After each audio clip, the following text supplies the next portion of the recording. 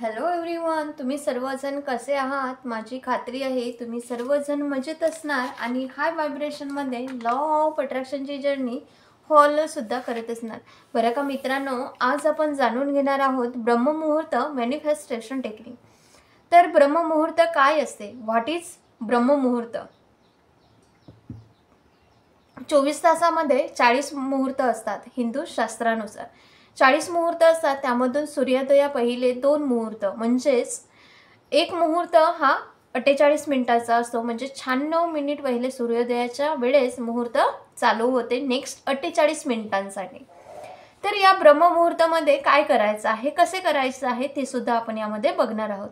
सर्वात पहिले ब्रह्ममुहूर्त टेक्निक करायची आहे. ब्रह्ममुहूर्त यासाठी खूप जरुरी का आहे? कारण आपल्या सर्वांनाच माहिती असणार की गाईला आपण माता मानत असतो, सर्वश्रेष्ठ मानत असतो. कारण गौमातामध्ये सर्व देवी देवतांचा वास आहे असं म्हणतात ना हिंदू रिलिजनमध्ये, बरोबर? तर ब्रह्ममुहूर्तामध्ये जेव्हा तुम्ही जागे होता, जागृत होता, त्या अवस्थेमध्ये जे सर्व देवी देवतांचा वास आपल्या प्रत्येक अंगामध्ये होत असतं, जागृत वास होत असते. तसंच कॉस्मिक ऊर्जा सुद्धा, डिवाइन पॉवर आपल्याला ऊर्जा प्रवाहित करत असते. ब्रह्ममुहूर्तामध्ये उठणे ह्यासाठी जरुरी आहे कारण ह्या अवस्थामध्ये जेव्हा आपण जागे होतो तेव्हा आपण जर लॉ ऑफ अट्रॅक्शनला फॉलो केलं तर आपले ऑल मॅनिफेस्टेशन हे पूर्ण होत असतात. तर मित्रांनो, ब्रह्ममुहूर्तामध्ये उठण्याची आपल्याला सवय करायची आहे. आपल्याला कमीत कमी 21 दिवस तरी उठायचं आहे आणि ह्यामध्ये कन्सिस्टन्सी खूप मॅटर करत असते. जर तुम्ही 1 दिवस उठाल, 2 दिवस उठणार नाही, परत 1 दिवस उठाल, परत 1 दिवस उठाल, त्यानंतर परत उठणार नाही, तर हे काम करत नाही. त्यामुळेच लॉ ऑफ अट्रॅक्शनचे जे काही टेक्निक तुम्ही फॉलो करता त्यामध्ये कन्सिस्टन्सी न ठेवल्यामुळे तुम्हाला रिझल्ट मिळत नसतात. आणि काही लोकांचं असं असते की काही लोकांसाठी लॉ ऑफ अट्रॅक्शन काम करते आणि काही लोकांसाठी लॉ ऑफ अट्रॅक्शन काम नाही करत. तर मित्रांनो, ह्यामध्ये लॉ ऑफ अट्रॅक्शनची गलती नाही आहे की ती गलती आपल्यामध्ये आहे. तर ती गलती कोणती आहे? तर ती गलती ही आहे की आपण कन्सिस्टन्सी ठेवत नाही. जे पाहिजे आहे आपल्याला ते फक्त आपण म्हणतो की पाहिजे आहे, पण त्यावर स्वतःवर कार्य करत नाही मित्रांनो. आणि दोष कुणाला देतो? तर लॉ ऑफ अट्रॅक्शनला, म्हणजेच आकर्षणाचा सिद्धांत. म्हणून मित्रांनो, आपल्याला कन्सिस्टन्सी ठेवायची आहे सकाळी उठण्याची, म्हणजेच ब्रह्ममुहूर्तामध्ये. आणि आपल्याला स्किप करायचं नाही आहे. 21 तुम्ही दिवस कन्सिस्टन्सीने जर उठून आपल्या स्वतःवर जर कार्य केलं तर ऑल मॅनिफेस्टेशन हे पूर्ण होत असतात. म्हणूनच जे कन्सिस्टन्सी ठेवतात त्यांना रिझल्ट मिळतात आणि ज्यांनी कन्सिस्टन्सी ठेवत नाही त्यांना रिझल्ट मिळत नाहीत आणि ब्लेम करत असतात लॉ ऑफ अट्रॅक्शनला.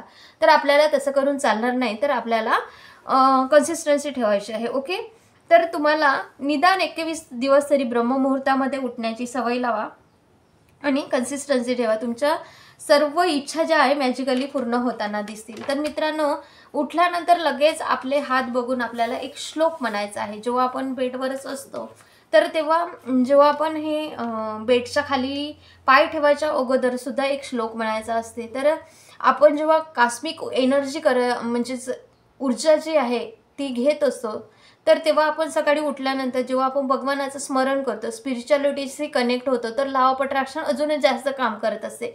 माहिती आहे ना तुम्हाला? कारण जेव्हा आपण भगवानाला प्रत्येक गोष्ट, परमपिता परमेश्वराला जेव्हा प्रत्येक गोष्ट समर्पित करतो, तर आजचा दिवस जो आहे तो सुद्धा आपण समर्पित करतो आणि नक्कीच तो दिवस छान सुद्धा जात असतो.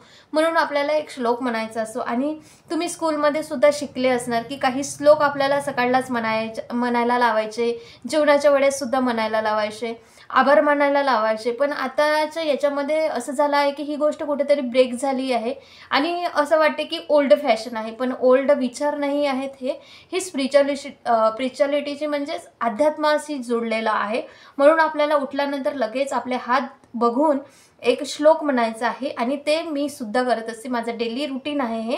तर मी आज इथे तुम्हाला सांगत आहे. तर तो श्लोक आहे, कराग्रे वसते लक्ष्मी, करमध्ये सरस्वती, करमूले तो गोविंदा, प्रभाते करदर्शनम.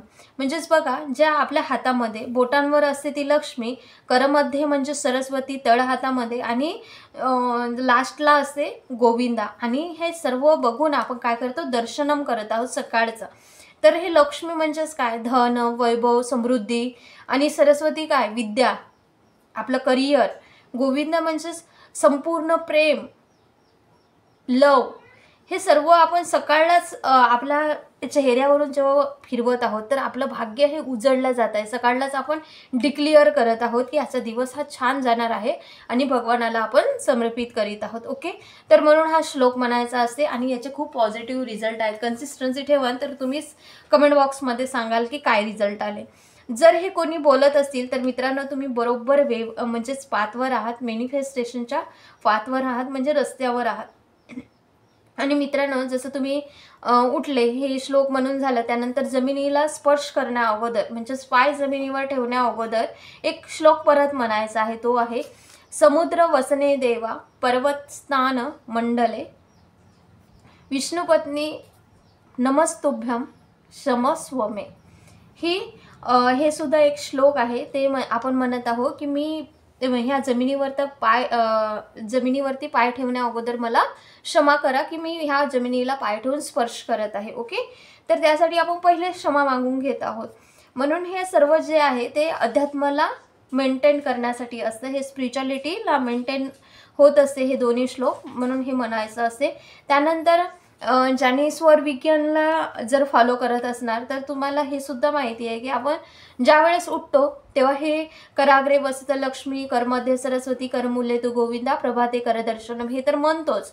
पण जेव्हा आपण डोळे खोलतो त्यावेळेसच आपण स्वर विज्ञान यूज करत असताना नोस्ट्रल चेक करतो आणि जो नोस्ट्रल चालू आहे त्याच नोस्ट्रलनी करवट घेऊन उठतो आणि त्याच नोस्ट्रलनी परत सगूनमध्ये म्हणजे श्वास अंदर ओढत नाभीवरती होल्ड करून आपली इच्छा बोलून ॲक्टिव्ह नोस्ट्रलचा पाय जमिनीवरती ठेवतो. म्हणजे त्यांनी काय होत असते, आपली जी कोणती इच्छा आहे ते ह्या पृथ्वीवर स्प्रेड होते आणि ते 7 दिवसात पूर्ण होण्यासाठी मदत होत असते. तर याला सुद्धाच कन्सिस्टन्सीची गरज आहे. मी तुम्हाला तिन्ही पद्धतीने सांगितलं आहे. ओके, अध्यात्मानुसार आणि ते जे 2 श्लोक आहेत ते नुसार आणि जे स्वर विज्ञान वगैरे करतात, लॉ ऑफ अट्रॅक्शन करतात त्यांच्यासाठी सुद्धा. ओके, तर हे केल्यानंतर जे प्रॅक्टिस ब्रह्ममुहूर्तामध्ये करणार आहात ते कोणत्या ही मॅजिकपेक्षा कमी होणार नाही मित्रांनो. तर त्यानंतर आपल्याला करायचं आहे, हे सर्व प्रोसेस झाली की आपण त्यानंतर आपल्याला ध्यान मुद्रामध्ये बसायचं असतं. तर तुम्हाला ईस्ट म्हणजे पूर्व दिशा जी आहे तिकडे बघून बसायचं आहे. मित्रांनो इथे तुम्हाला सांगितलं जाते की जेव्हा तुम्ही मेडिटेशन करता तर तिथे काही व्हिज्युलायझेशन टेक्निकसुद्धा काही लोक सांगत असतात की व्हिज्युलाइज करा. तर माझ्या मते तर ह्यामध्ये तुम्हाला व्हिज्युलायझेशन नाही करायचं आहे, तर डायरेक्टली तुम्हाला डोळे बंद करून श्वासावर लक्ष केंद्रित करून आपल्याला जी गोष्ट पाहिजे आहे ती गोष्ट म्हणजेच आपल्याला व्हिज्युलाइज नाही करायची आहे की या पद्धतीने करत असतात. डोळे बंद करा आणि व्हिज्युलाइज करा की जी गोष्ट पाहिजे आहे त्या गोष्टीचा विचार करा. तर मी इथे तुम्हाला सांगेल की इथे एक काम आहे, तुम्ही सर्वात पहिले मनात ही इच्छाच नका ठेवू की काय पाहिजे आहे आणि काय तुम्ही मिळवले आहेत. ओके, तर इथे आपण डायरेक्ट स्पिरिच्युअलिटीशी कनेक्ट होऊन म्हणजेच आपलं जे डिवाइन पॉवर आहे त्याशी आपण कनेक्ट होऊन कॉस्मिक एनर्जी आपण आपल्यामध्ये भरून घेत आहोत. म्हणजेच आपल्या ती निगेटिव्हिटी दूर होणार आणि पॉझिटिव्हिटी पूर्णपणे आपल्या अंगामध्ये भरून जाईल. ओके, म्हणूनच मी इथे थोडं अपोजिट सांगणार आहे की आपण बदलू तर दुनिया बदलेल. बदलावाची सुरुवात आपल्यापासूनच होईल. जेव्हा तुम्ही मॅनिफेस्टेशन फॉलो कराल तर ह्यामध्ये स्वतःला डिवाइन सोबत ब्रह्ममुहूर्तामध्ये युनिवर्स सोबत कनेक्ट करा.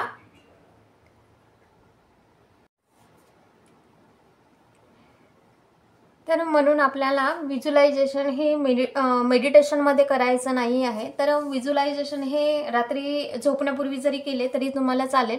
म्हणूनच मी यामध्ये म्हटलं आहे की तुम्हाला अपोजिट सांगत आहे की काही लोक म्हणतात की मेडिटेशनमध्ये तुम्ही व्हिज्युलायझेशन करू शकता, तर तसं करू नका. कारण कॉस्मिक एनर्जी आहे ती आपल्या स्वतःवर कार्य करण्यासाठी असते. म्हणूनच आपण परिपूर्णपणे पॉझिटिव्ह एनर्जीला घ्यायचं आहे आणि परमशक्तीसोबत जेव्हा स्वतःला कनेक्ट करतो तेव्हा कनेक्शन हे परमशक्तीसोबत तुम्ही बिल्ड करत जाल आणि कोणती पण इच्छा आपल्याला त्यावेळेस मनात ठेवायची नाही. तर परिपूर्णरित्या त्यासाठी डिवाइनसोबत आपल्याला कनेक्ट व्हायचं आहे. कॉस्मिक एनर्जी आपल्यामध्ये पूर्ण भरून घ्यायची आहे. ओके, म्हणूनच इथे व्हिज्युलायझेशन करायचं नाही आहे, तर फक्त श्वासावर लक्ष केंद्रित करून पूर्ण अधिष्ठान लावून, अधिष्ठान म्हणजेच काय तर परिपूर्णपणे न हालताना काहीही स्पर्श झाला तरी बिलकुल हलायचं नाही आहे. तर पूर्णपणे श्वासावरचं जे लक्ष आहे ते केंद्रित करून आपल्याला न हालचाल करताना पूर्णपणे पॉझिटिव्ह एनर्जी सोबत कनेक्ट व्हायचं आहे. ब्रह्ममुहूर्तामध्ये जेव्हा तुम्ही अधिष्ठान लावून जर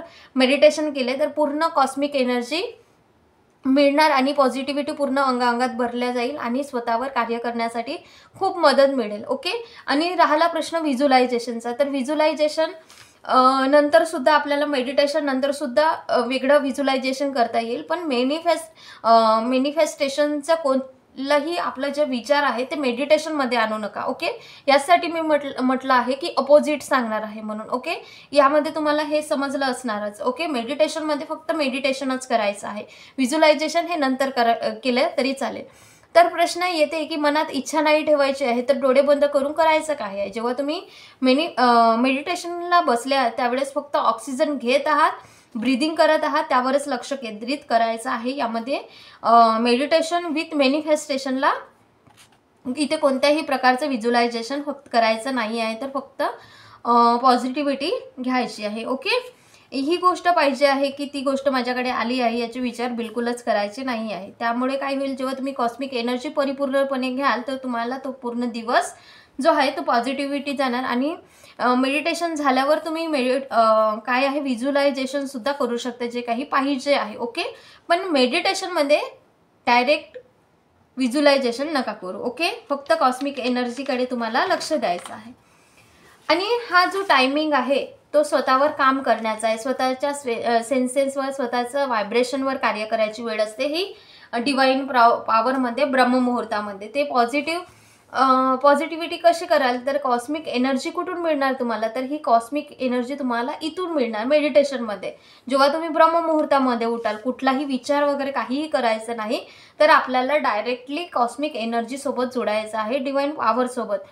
तुम्हाला इथं अर्ली मॉर्निंग उठायचं आहे आणि पूर्णपणे जे काही रिच्युअल सांगितले आहे ते करायचे आहेत. आणि डेली रुटीनमध्ये तुम्ही म्हणजेच मेडिटेशन करा.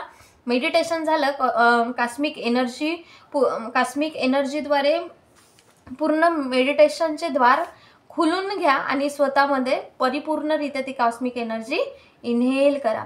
नंतर डिवाइन पॉवरला ग्रॅटिट्यूड द्या पूर्ण जे काही तुमच्याकडे आहे त्यानंतर. आणि सर्व मॅनिफेस्टेशन पूर्ण करण्यासाठी 21 दिवसाची ही रेग्युलर प्रॅक्टिस करा. तुम्ही बघा, स्किप न करता जर ही प्रॅक्टिस कराल तर तुमचे ऑल मॅनिफेस्टेशन सुद्धा पूर्ण होतील. आणि तुम्ही मेडिटेशन केले, ग्रॅटिट्यूड दिलं, ग्रॅटिट्यूड झाल्यानंतर तुम्ही जे काही पाहिजे आहे त्यानंतर तुम्ही 3 ते 4 वेळा डीप ब्रीदिंग करून त्यानंतर तुम्हाला काय हवं आहे ते व्हिज्युलाइज करा. ओके. हे झालं. तेव्हा व्हिज्युलायझेशन झाल्यानंतर तुम्ही परत ग्रॅटिट्यूड द्या आणि तुम्ही या पद्धतीने हे जे रिच्युअल आहे ते पूर्ण करा. आणि तुम्ही उठल्याबरोबर हात बघून जेव्हा तुम्ही श्लोक म्हणता तर पूर्ण दिवस डिवाइनला समर्पित करता आणि तुमचे प्रॉब्लेम्ससुद्धा समर्पित होत असतात. म्हणून हे टेक्निक खूप जास्त प्रमाणामध्ये यूज होत आहे, मेडिटेशन विथ मॅनिफेस्टेशन.